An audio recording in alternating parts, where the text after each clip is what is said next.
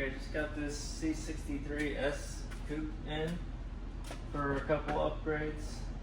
I'm going to tune the engine up a bit, squeeze some more power out of it, do a few exhaust mods, get it sounding a little better, and we got some Rentec blow-off valve adapters we're going to put on it. So a lot of experience enhancers going on this one.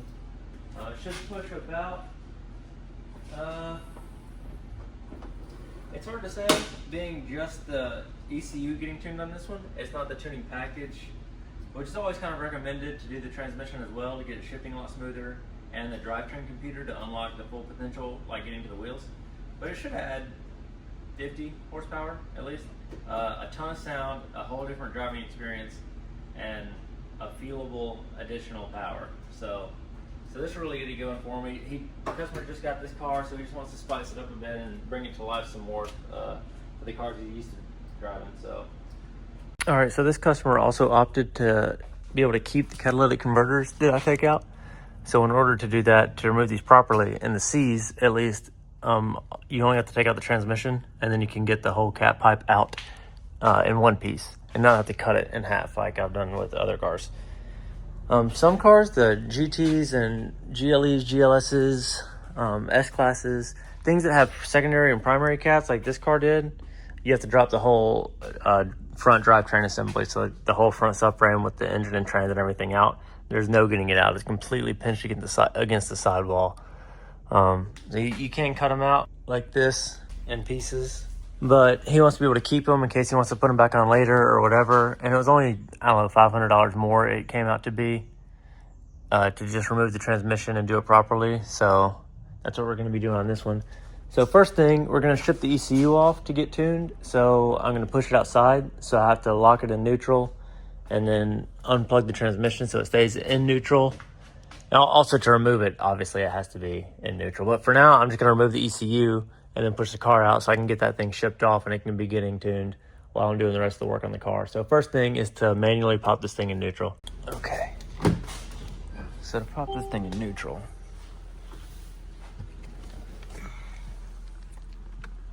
without the key button here, there's a special place you can place the key and go through a procedure and lock it into neutral, like when doing an alignment or something. But it still can't activate after a certain amount of time, or if you open the door or shut the door, or after a certain amount of time elapses, or whatever parameters are met. I don't know if it's meant to be or if there's something I'm missing, but it always seems to. So I do it the right way and everything, and the way it says in the service manual, and neutral permanently active. I know it says that, but there's been multiple times that I've done this and then it pops out of neutral halfway through the thing. So, and goes back into park. So I put it in neutral, turn it off, right? And it's in neutral, good to go, like we'll roll and whatever. But then I also unplug the transmission. So it's literally impossible for this thing to go back into park. Also disengage the parking brake, so that's to disconnect the drive shaft. Get that thing finished on. Okay, parking brake off in neutral. So it should act literally just like a manual car if it is in neutral with no handbrake on. Both wheels are free, drive shaft is free to spin, so I can spin it around and get all the bolts on the bottom of the transmission and everything. Okay, now to just unplug this connector, bottom of the transmission, and then that's it. I heard a little warning chime up in the car, and that's disconnected, and now it's impossible for this thing to go back into neutral. And you can also disconnect the battery, and that's another thing that'll trigger it too. If you disconnect the battery, this thing has a small capacitor for the park paw, and it'll kick it into park. So you can't disconnect the battery with this thing connected, because as soon as you disconnect it, it throws it into park. So now it's permanently in neutral, and I can start with the disassembly. Okay, and first thing that's gonna happen is to remove the ECU, which is buried way up there. So I'm gonna try this for the first time and see if I can't take out this motor mount and the motor mount arm bracket on the block and then squeeze it out the back, which you're not supposed to be able to do.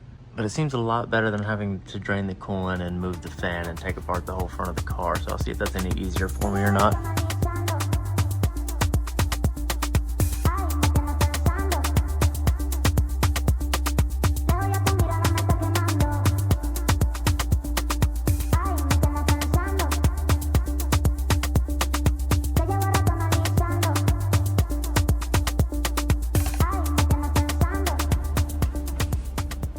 Okay, update. Just got the ECU out. And no, there is no way you can get this out the back. It absolutely has to come out the front. So you have to remove the fan and stuff to get it out. I'm just gonna take off these brackets here. This one and this one. I think that's it. The other ones I already have out, so that there's nothing attached to it, and it's just the bare ECU, and wrap it up really good and ship it off for programming. So while that's happening, I can start on the rest of it. So now, onto these blow-off valve adapters. These are the Rentec ones. Most of them are nearly the same. They all do the same thing, obviously, but the design varies very small from manufacturer to manufacturer. Get the sticker, of course, and a pen. Check that out.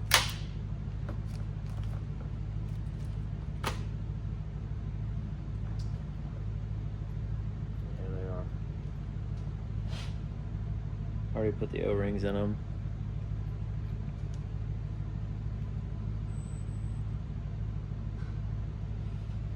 This will basically go between the regular recirculating valve and the intercooler that it plugs into. And then of course it's open here, so whenever you get off throttle, like come off boost, it'll just burst atmosphere.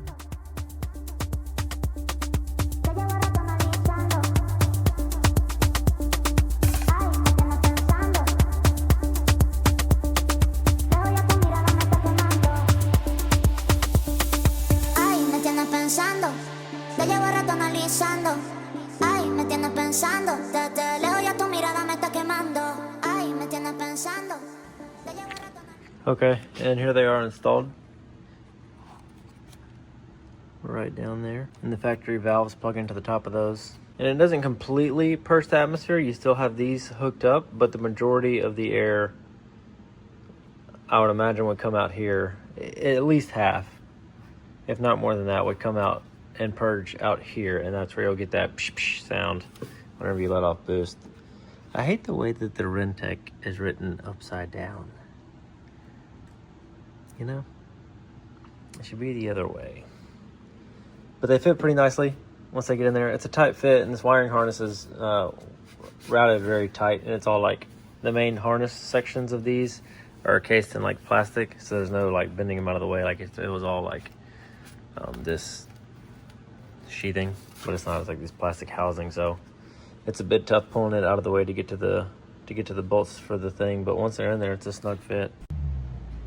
Okay, just got the ECU back in and all plugged up, coolant refilled and all that stuff, because you have to take the fan out to get to it. All right, so now time to get the rest of it together so we can see what this thing sounds like and how much faster it is. All right, just got back from the test drive and everything checked out good. The blow-off valves sound great and the tune sounds good. We got one that has the integrated like burbles, like off throttle when it pops and sizzles and all that stuff. So they sound good, and you can vary them between like the different modes, like between comfort and sport, sport plus and race. And race mode obviously being the most aggressive and like longest lasting. Like when you let off the throttle, it pops and bangs for a while. And you also still have the factory valves here to open and shut. All three valves are still there. So yeah, the tune came out great, and the Rentec blow-off valves, it really adds to it. It's a pretty good package there.